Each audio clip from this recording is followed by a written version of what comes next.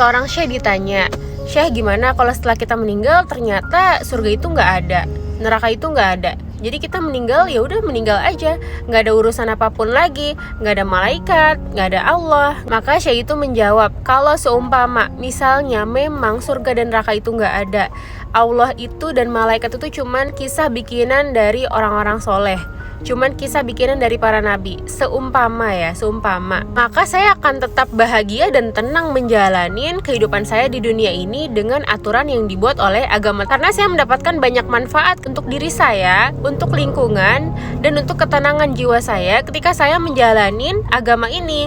Contohnya kayak puasa, kita mengharapkan ridho Allah, kita mengharapkan pahala, tapi itu membuat kita sehat, berarti itu bermanfaat untuk diri kita di dunia. Dan kalau nggak ada di akhirat, ya udah di dunia memang udah dapat langsung manfaatnya.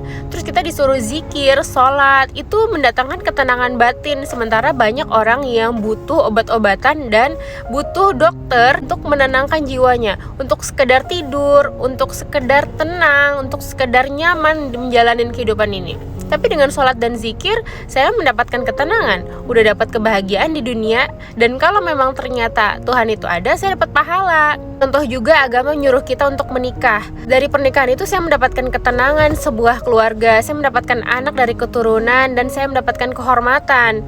Dibanding saya harus seperti hewan yang free sex di mana-mana.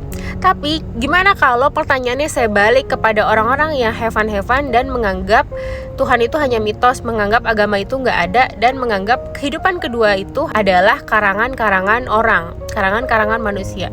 Ketika hari pertama mereka meninggal, ternyata mereka tercengang, ada kehidupan lagi, dan saya di sini harus bertanggung jawab atas semua yang saya lakukan di dunia waktu itu. Maka nggak ada lagi nih kesempatan kedua untuk balik ke dunia untuk melakukan hal-hal yang dilakukan oleh orang-orang soleh. Dan apa sih bahagianya heaven tanpa aturan di dunia ini?